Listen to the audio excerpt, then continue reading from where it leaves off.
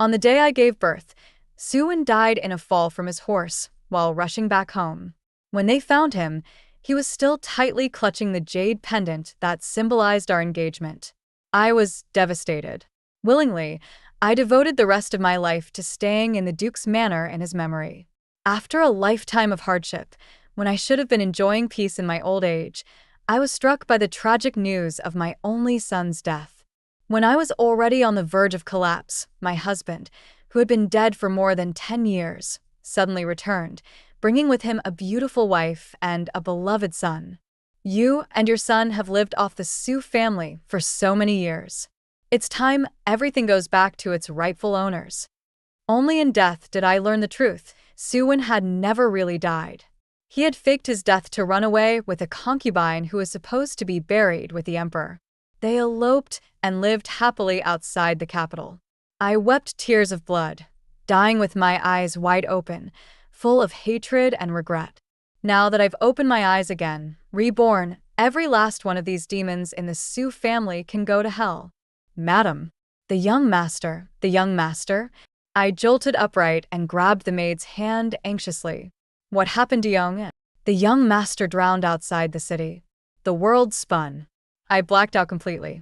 When I woke again, my body felt unbearably heavy, as if I were already half in the grave. The room was dark. Not even a maid was present. My younger, just thinking of my son, I struggled to get up. Bang! The door was slammed open. Several people rushed in from outside. When I got a good look at them, I froze in shock. I actually saw Suwon, who had supposedly been dead for years, standing there alive. Husband, I murmured. Suwon said nothing, but the woman beside him spoke up. Wenlang, she's still thinking about you. I turned to look at her. She looked familiar, but I couldn't place her right away. Suwon strode toward me, followed closely on either side by his mother and that woman. I stood there, stunned. Qingyu, Yonga hasn't gone far yet. If you hurry, you can still catch up with him. My face turned pale. I grabbed his sleeve tightly. What did you say? Suwon lowered his head to look at me. His eyes were icy cold, and his expression was eerily calm. The woman beside him gave me the answer. Your Yonga was pushed into the river by your husband with his own hands. Poor thing. Right before he died, he was still asking why his father wanted him dead. In the end, he gave up. He opened his arms and let himself sink to the bottom. Wah! A sharp pain pierced my heart. I vomited a mouthful of blood. In that moment, everything in my head exploded, and I finally remembered who that woman was. She was Xue Wannin, a former imperial concubine of the late Emperor Ming, one who should have been buried with him. She was still alive. Just like Suwon, both of them had lived on in secret, completely unexpected. Why? I stared hard at Suwon. Ever since I married into the Su family, I had never slacked off, not for a moment. I stayed faithful to Suwon for nearly 20 years, served his mother dutifully, raised our son, turned gray early from stress, and brought the declining Su household back to prosperity. By all accounts, I had done nothing wrong. So, why treat me like this? Suwon let out a cold laugh, then reached out and grabbed my chin roughly, forcing me to look up at him. The only one I've ever loved is Wannin. If I couldn't marry her, then whether my wife was a cat or a dog made no difference to me. You were just convenient. Did you really think I would have looked at you otherwise? Let alone marry you? For the sake of the Su family, I had to leave behind a male heir. So, the moment you gave birth to a boy, I was finally free to leave and live happily ever after with Wannin. Wan Qingyu, that's the only value you ever had. You and your son enjoyed 20 years of wealth and honor at our Su family's expense. That was our compensation to you. Now, it's time to give it all back. Go now, Wan Qingyu. Your son is waiting for you. The two of you can leave together. You won't be alone. Another mouthful of blood gushed from my lips. I looked at him in despair. Yonger is your son too. Even a tiger won't eat its cubs. My only child is the one born to Wannin. The bastard you gave birth to only taints the love between me and Wannin. His very existence is a disgrace, a stain on my name. That's why he had to die. I kept coughing up blood. My eyes widened as I cried tears of blood and remorse. I had been fooled by these monsters for 20 years. My hatred boiled to the heavens. If there's another life after this, I swear I'll drag every last one of these demons down to hell with me. Congratulations, madam. It's a little boy. In a daze, I opened my eyes to hear Chunmei's joyful voice. I propped myself up and looked around. This was clearly the birthing room from when I gave birth to Yonger. And today was the day Suwon supposedly died. Clang. Someone slammed the door open and stumbled inside. Madam, the master fell from his horse and died. I immediately turned to the one delivering the news. Scenes from my past life flashed rapidly through my mind. On the day I gave birth, Suwon had gone up the mountain to pray for blessings for me and our child. But on the way back, he had an accident. Before he died, he was still clutching our engagement jade pendant in his hand. In my past life, I didn't believe it. Holding my newborn child, I dragged my weakened body into the front hall, only to see Suwon's cold, lifeless body, his face so mangled it was unrecognizable. He really had died. Trampled by a wild horse after the fall, his body was mangled and bloody. I passed out from crying right then and there. From that point on, I developed a chronic illness. I spent most of each year bedridden. Grateful for what I thought was Suwon's deep love, I spent the rest of my life raising our son, serving my mother-in-law, and managing the household. I poured every bit of my heart and soul into reviving the declining Su family, only to find out, just before my death, that Suwon had never died. Everything had been a lie. He faked his death just so he could run away with Shwewan-nin. The entire birthing room was filled with shock. The birth of a son should have been a moment of great joy. But Suwon's death cast a dark shadow. My baby, just born, was immediately branded as a child who brought death to his father. Suwon, he truly loved Shwewan-nin to the core, with every bone in his body, with every beat of his heart. As for everything else, he couldn't care less. No, he did care. That's why he chose me. It must have all been part of his plan.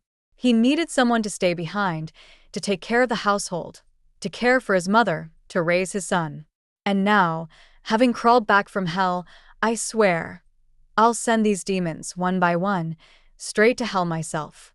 First on my list, my seemingly kind but venomous mother-in-law. Madam has fainted. Quickly, call the doctor. I fainted and didn't wake up for 3 whole days and nights.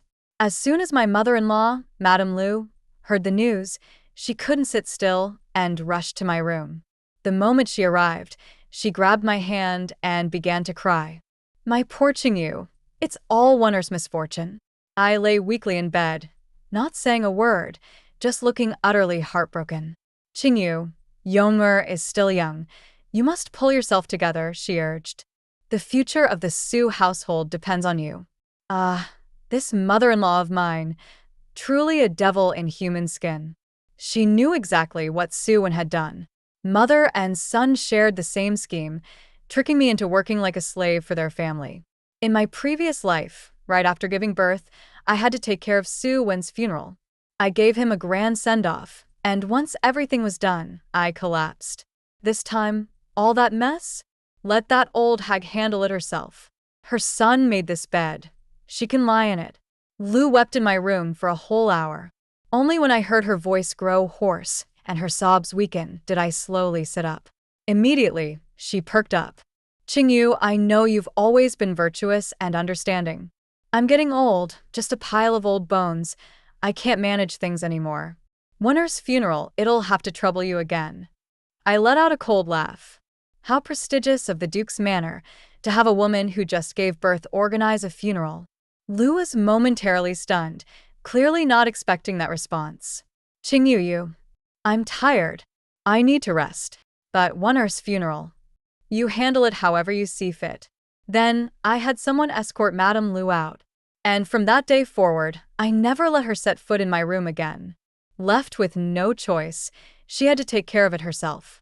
She was old, yes, but experienced. Despite everything, she managed the funeral without any major mistakes. Not only that, she even had the energy to slander me behind my back. Qingyu's too strong-willed. She still refuses to see me. So I have no choice but to manage everything myself, despite my age. She's still young. If she can't stay virtuous, then it must be fate that our duke's manor lacks blessings. The moment she finished complaining, I arrived, carried over by servants. I was helped down, my face pale as paper, swaying with every step. Then I collapsed right beside Su Wen's coffin. My dear husband, how could you leave me and Yoma like this? How are we supposed to go on? Lu's attempt to play the victim was instantly thwarted. Her face turned dark. I wasn't going to leave the Duke's manor. Once I take down Lu, Su Wen, and his lover, the entire estate will belong to me and Yomer. Such boundless wealth, handed to me for free. How could I possibly turn it down?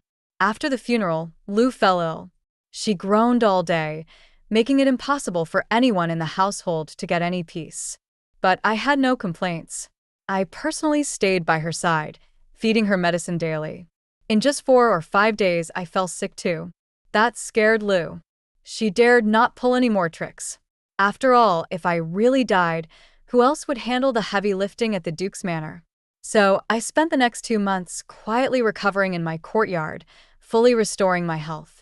The moment Lu saw I was doing well, she couldn't stand it. She sent someone to summon me. Hurry, madam, the old madam is waiting.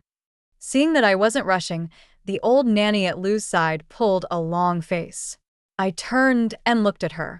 What a grand attitude you've got, nanny. She looked up, about to retort. Chun Mei, teach this nanny some manners. Startled, the old woman opened her mouth to shout, but someone clamped a hand over her mouth and dragged her away. In my last life, this old woman tormented me constantly. This time, it's her turn to suffer. I changed into a plain white outfit and had my attendants bring everything I'd already prepared, then headed to Lu's courtyard. Chun Mei, guard the door. Rest assured, madam. Chun Mei respectfully escorted me in. Bang! The door opened, then shut behind me. Lu turned her trembling head to look at me. When she saw me dressed all in white, her face darkened in anger. Wan Qingyu, what's the meaning of dressing like that? Are you cursing me? In my past life, Lu constantly criticized me. Dress too plainly, she said I was cursing her. Dress a bit brighter, she said I was unchaste and scheming to seduce men.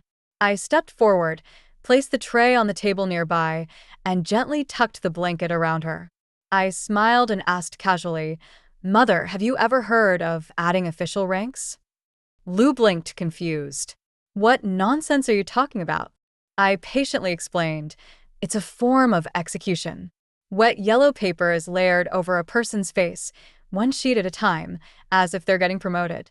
No one has ever survived reaching the top rank. Mother, I wonder how high you can rise. Lu's face went pale as fear set in. She struggled and screamed. Someone, help! Where is Nanny Kai? No one will come. I'm the new mistress of the Duke's manor now. You can rest easy, mother. As for Nanny Kai, she spoke out of turn. She's being punished in my courtyard. Lu kept shouting, but when she realized no one was coming, she panicked. Qingyu, what are you doing? Is it because you want to remarry? I'll agree. I'll even prepare a generous dowry for you. Remarry? Why would I need to remarry? Once you're dead, the entire Su household will be mine and Yomer's. Why give up such wealth and power for marriage? Lu's voice trembled. Qingyu, I've always treated you well. How could you do this to your mother-in-law? I chuckled like I'd just heard a joke. Treated me well? Then why did you let Su Wen fake his death and elope with Shui Wanyan? You couldn't even wait a little longer. Chose the day Yonga was born? How is he supposed to face his own birthday from now on? Those 2 adulterers are out there living their happy lives, while you tricked me into staying behind to slave away for the family? Lu was horrified. She never imagined I'd discover their secret. But I was already too impatient to try out this punishment. I clapped my hands, and immediately 2 burly servant women stepped forward. One carried a basin of clean water, the other held thick ropes.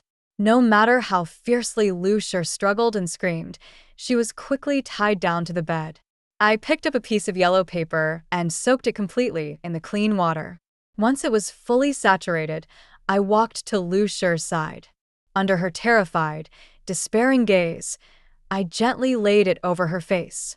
Her breathing grew rapid, like a bellows, blowing the wet paper until it fluttered noisily. First layer, 9th rank official. Mother, don't be in such a rush. Xuan will be down there to keep you company soon. With that, I placed the second sheet. Second layer, 8th rank official. Mother, be at ease. I will manage the Duke's estate well. Before I got to the 5th rank, Lu Shi had stopped breathing. Clean up in here. I stepped out of the room. The sun was shining brilliantly outside. I covered my face and choked with sobs. Mother has passed. Prepare the funeral. 3 months after the last one, the Duke's household was once again in mourning. Everyone sighed and murmured with pity. And my tears flowed freely. After my husband passed, Mother was devastated. Her health deteriorated day by day, and in the end, she couldn't hold on. Everyone came to comfort me. By the end of the day, my eyes were so swollen I could barely open them. That night, I leaned on the couch while Chunmei applied cold compresses to my eyes. Suddenly, there was a soft knock on the door. Chunmei stepped out and returned shortly, whispering in my ear, "Madam, Xuan has returned. He's in the morning hall." My eyes snapped open. The boundless hatred from my past life almost overwhelmed me. "Oh, Xuan, I've been waiting for you." "Who's there?" I marched to the morning hall and saw a figure in a black cloak kneeling before the coffin. I shouted at once. Startled, the figure bolted to the side. "Who dares disturb Mother's peace? Seize the intruder." At once, the entire household mobilized.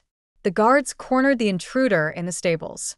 I stood at a distance, watching coldly. The intruder leapt onto a horse, trying to flee, but a guard struck the horse with a stick. The animal reared in pain, throwing the rider to the ground. The horse's hoof landed squarely on the intruder's face. A piercing, gut-wrenching scream erupted. At the last second, the intruder scrambled onto another horse and fled. I raised my hand, follow from a distance. Around midnight, the tracking party returned. Reporting to Madam, the intruder went to Sanqing Mountain outside the city and entered a residence called Red Maple Manor. I tapped the table lightly. Well. So Xuan and Shui Wanning have been living just outside the city this entire time. Living in luxury right under my nose. I couldn't tolerate it for a moment longer. Gather the men. We're going to Red Maple Manor. An hour later, the Duke's guards had the entire manor surrounded. Not even a fly could escape. I marched in at the lead. Inside, there were over 30 servants and guards. The decor was luxurious and exquisite. As we walked through, priceless treasures lined the path. Seeing this, my expression grew darker. How splendid their little paradise was. Any servant who tried to cry out was immediately silenced by the guards. I led the group straight to Xuan's bedchamber. "Wan Lang, does it still hurt?" "It doesn't anymore. Your tears are the best medicine for me. That Wan Qingyu is so cruel. She hurt you like this. Mother's death is surely suspicious. And what happened to me today, I'll never forgive that wretched woman." I kicked the door open and stepped inside.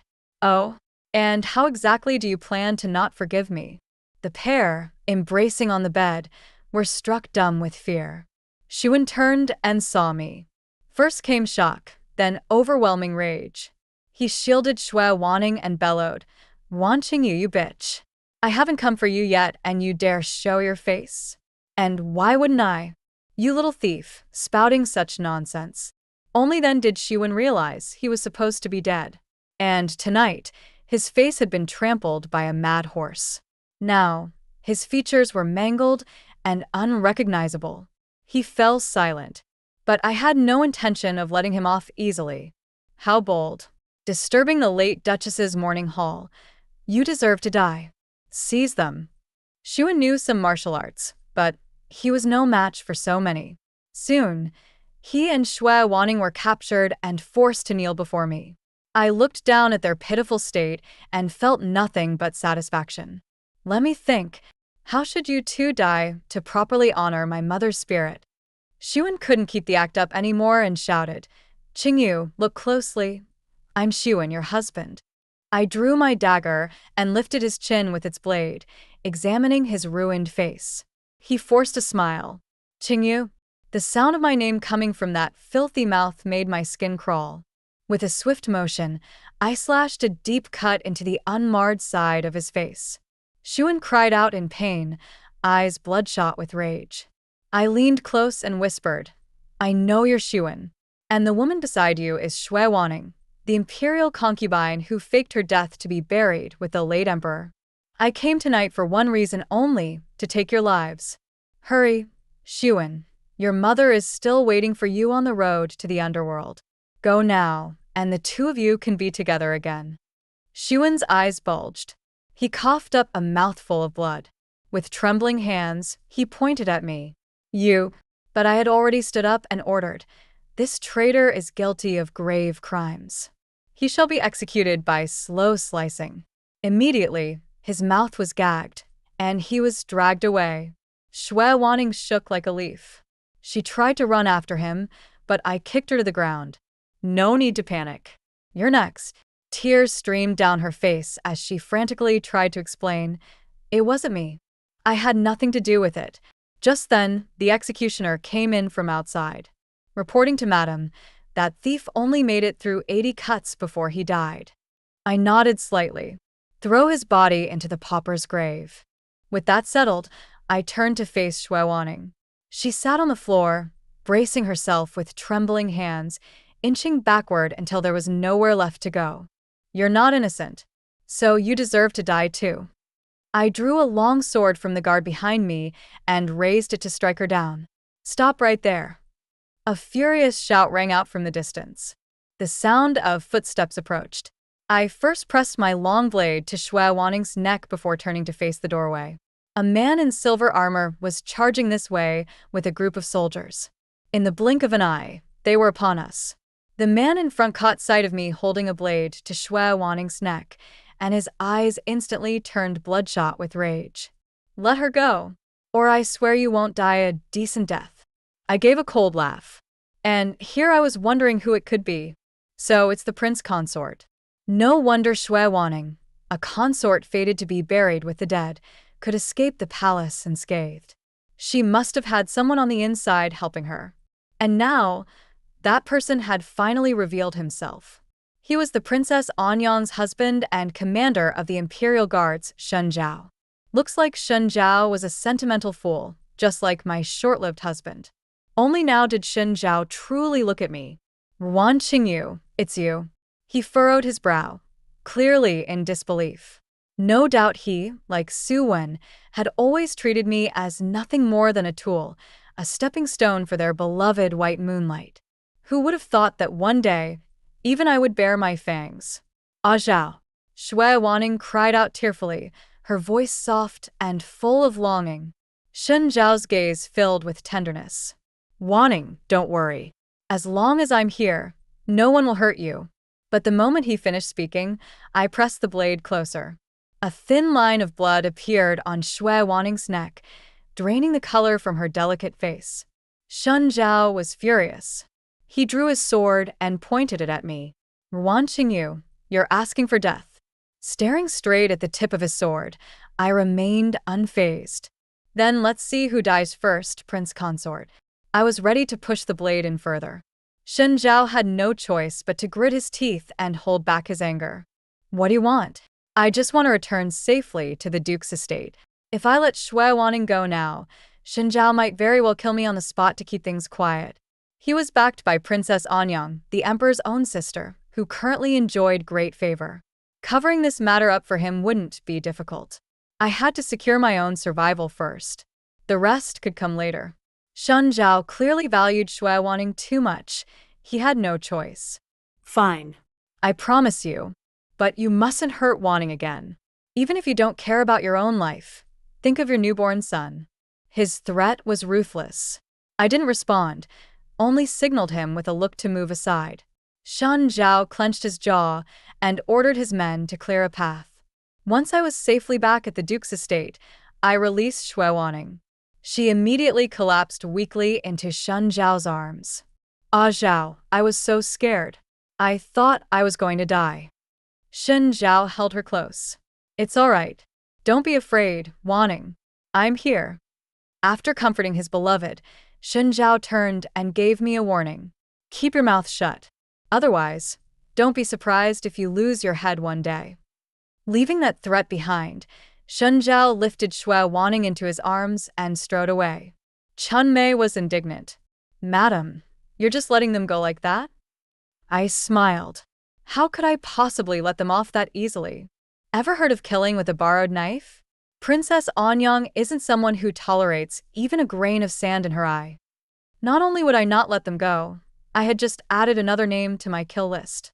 Xin Zhao, he was one of the executioners in my past life too.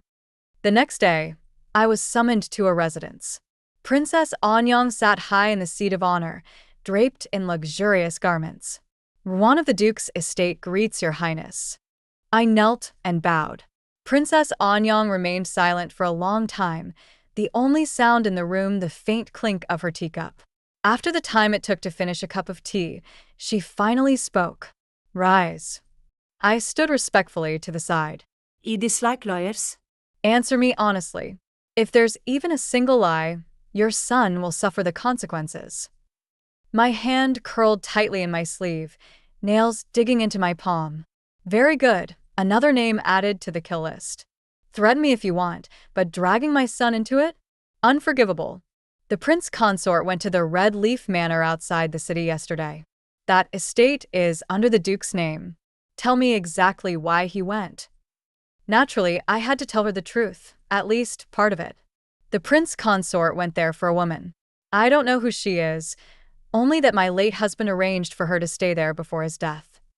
Yesterday, a thief broke into the morning hall at the Duke's estate and disturbed my mother's spirit. I pursued him to the manor and discovered the woman's connection to the incident. Just as I was about to interrogate her, the prince consort arrived. He showed great concern for her, couldn't bear to see her suffer the slightest grievance, and immediately spoke harshly to me. Later, he sternly warned me to keep my mouth shut and not reveal anything about the woman. In the end, he carefully carried her away in his arms. Their manner was very intimate. Crash. The moment I finished speaking, Princess Anyang smashed her teacup. That shameless hussy dares to seduce my husband? She must have a death wish. Furious, she flung her sleeves and stormed off. I watched her back as she left and curled my lips into a faint smile. Within 2 days, rumors spread across the city. They said the prince consort had kept a breathtaking beauty hidden away outside the estate. The woman was pregnant, and the prince consort was utterly devoted to her. Princess Anyang was the emperor's beloved sister. How could she endure such humiliation? It was said that she stormed into Qinghua Alley with her guards and caught Xin Zhao and Shui Wanning red-handed. The princess arrived just as the prince consort was kissing the woman. The moment she saw them, her eyes turned red. Consumed with rage, she stabbed the woman to death on the spot. The prince consort went mad when he saw his beloved die and demanded the princess pay with her life. The princess's guards couldn't stand by. They fought the prince consort. He went berserk, trying to kill the princess. In the end, he was slain on the spot. Chunmei relayed the gossip with great enthusiasm. Well, I suppose they got what they wanted. Dying together means they'll be together forever. I tapped my fingers slowly on the table. The outcome wasn't surprising. I had someone secretly release aphrodisiac incense into that house. Otherwise, given Shen Zhao's usual caution, he never would have lost control in broad daylight and gotten caught by Princess Anyang without any chance to explain. But it wasn't over yet. Everyone knew Princess Anyang had been deeply in love with Xin Zhao. Now that he was dead, she might be heartbroken at first, but once she calmed down, she would definitely look into the matter. With her overwhelming power and influence, it wouldn't take long for her to trace it back to me. When that time came, She would surely take her anger out on me. I had to prepare in advance. Carefully sorting through the events of my previous life, I soon found the perfect partner. Chun Mei, make arrangements. Tomorrow, we'll go offer incense at Hugua Temple. Following the memories of my past life, I encountered the Empress in the plum forest on the back mountain of the Hugua Temple. Upon seeing me, the Empress was extremely surprised. Madam Su? There had been only a few palace banquets where I had gone to greet the Empress. So, she didn't have much of an impression of me. Indeed, I am Su, the wife of Xie, here to pay my respects to your majesty, I said. The Empress smiled slightly. It seems we are quite fated. However, I shook my head. I specifically came to see your majesty. The Empress's gaze shifted, signaling for me to continue. But I reached out and took the jade pendant from her waist. How daring! How audacious! Protect the Empress. Immediately, the matron and the ladies-in-waiting angrily shouted at me, and hidden guards appeared from the shadows. The Empress raised her hand. Everyone stepped back. The red string of the jade pendant is stained with the juice of red flowers. At my words, the surroundings fell into an eerie silence, as though even the air had stilled. The Empress's calm expression instantly changed. Matron Guan, take it immediately for an inspection. A matron stepped forward, took the jade pendant from my hand, and left. A while later, the matron returned, her face grim. Your Majesty, it is exactly as Madame Su said. The red string of the jade pendant is indeed stained with red flower juice. If worn for an extended period, it could cause a miscarriage in a pregnant woman. It was well known that the Empress had been childless for 5 years after entering the palace, and this pregnancy was a rare blessing. She treasured it immensely and had been going to Hugua Temple every month to pray for the safe birth of her child. With such heavy precautions, a mistake like this was unthinkable, and her fury was understandable. The Empress looked at me, her voice cold as she asked, "Who did this?" It was Princess Anyang. The answer caused the Empress no surprise. There were only a few who were bold enough and capable of causing harm in the harem. Moreover, the Empress and Princess Anyang had a long-standing feud, so it was no surprise that the culprit was the princess. Well, you are quite clever. I have offended Princess Anyang, and this time, I came to seek your Majesty's protection. I also have some evidence of Princess Anyang's wrongdoing, which I hope will be of help to your Majesty. The Empress motioned for someone to take the evidence, and then gave me a deep look. I lowered my head respectfully, allowing her to examine me. The Empress, like me, wanted Princess Anyang dead. 3 days after the prince consort's burial, Princess Anyang led a group of soldiers and stormed into the Duke's residence. Princess Anyang, dressed in mourning, glared at me with hatred. It's all because of you, this vile woman. You killed my beloved prince consort. You took away the one I loved, and now I will make you feel the same excruciating pain. Your son is still so young, isn't he?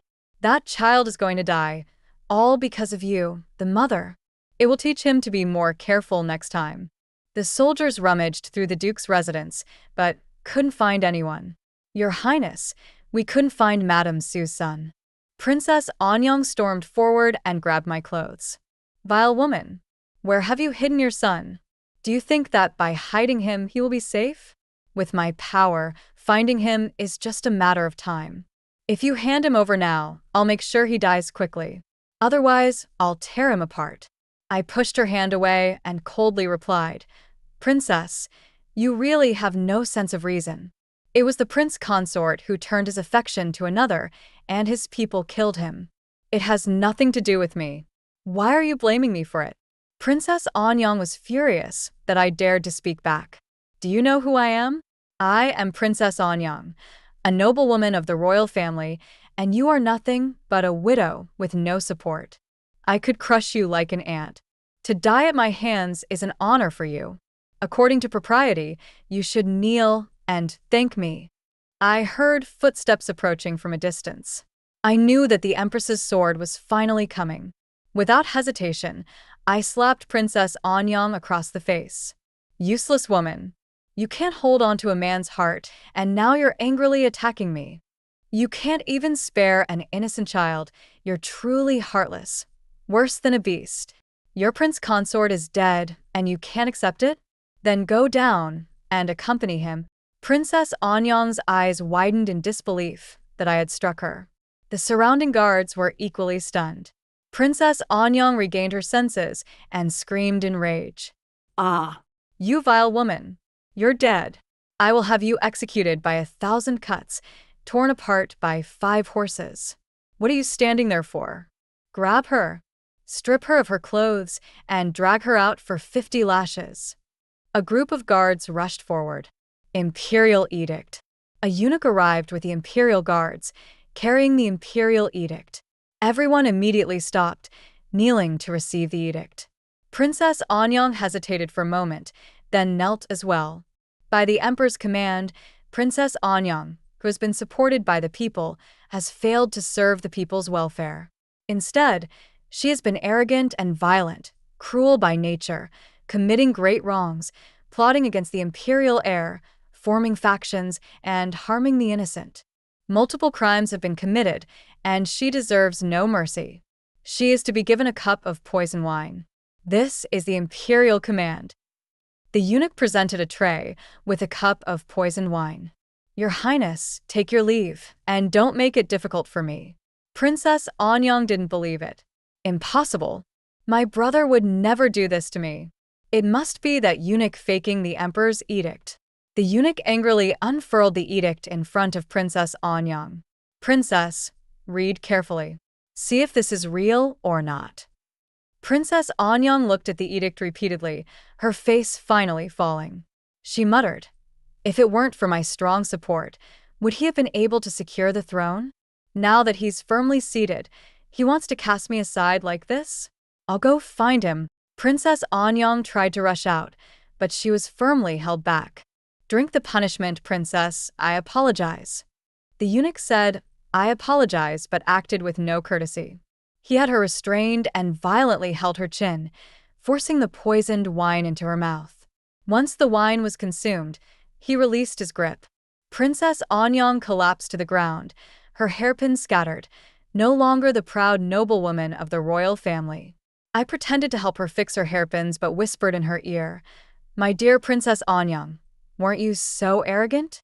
You said I and my son were ants to be crushed at will?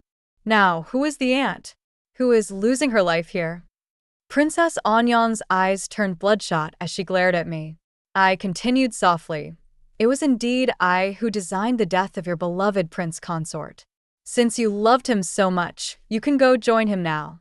Hurry up, you should catch up with him. Princess Anyang pointed at me, trying to speak, but blood poured from her mouth. In the end, she collapsed, breathless, unable to die in peace. Half a month later, the empress summoned me to the palace. At that time, her pregnancy had stabilized, and her longtime enemy, Princess Anyang, had been executed. She was in an excellent mood, glowing with radiance. She invited me to the imperial garden for flowers and tea, wearing her dazzling empress robes. Madam Su, where did you obtain those pieces of evidence regarding Princess Anyang? I knew the empress must have some doubts and might even be wary of me. After all, some of the evidence I presented was highly confidential. The reason, of course, was that I had been reincarnated. In my previous life, Princess Anyang's downfall came 10 years later, with her crimes exposed to the public. As for me, I merely gathered the evidence early, based on the knowledge I had from my past life. Naturally, I could not share this with the empress. I slowly replied, the evidence came from the concubine of the prince consort. Everyone connected to Shui Wanning had died, and no one knew her identity. People assumed she was a woman involved with both Su Wen and Xin Zhao. The empress didn't suspect anything. This was the most reasonable explanation. Only the prince consort, Princess Anyang's confidant, could have obtained such evidence and hidden it with his concubine, making it plausible. Madame Su saved this palace, but you haven't received a reward. Would you feel resentment? The empress asked. I quickly knelt and lowered my head, respectfully replying, your servant is fearful. To be of help to your majesty is already the greatest honor. I would never dare to wish for reward. The empress nodded. You're a sensible one. Don't worry, I will remember your kindness. I peacefully returned to the duke's residence. Springmay came out holding Yonger, her face full of concern. Madam, what about the empress? I smiled calmly. It will be fine. In a few days, she will start having troubles of her own. She won't have time to cause me trouble. After all, the emperor's beloved princess Xiangxiang would soon be entering the capital. The empress's final fate would be the deposition of her position and exile to the cold palace. So, she was nothing but a grasshopper after the fall harvest. Now that I had been reincarnated, I still wanted to be a good person. I didn't wish to kill anyone unless I couldn't help it. At this moment, Yonger in my arms happily reached out and patted my forehead. Instantly, my heart softened. The hatred dissipated with the death of the villains. For the rest of my life, I only wished for Yonger to grow up peacefully and happily. Peace, joy, and quiet days were the greatest happiness.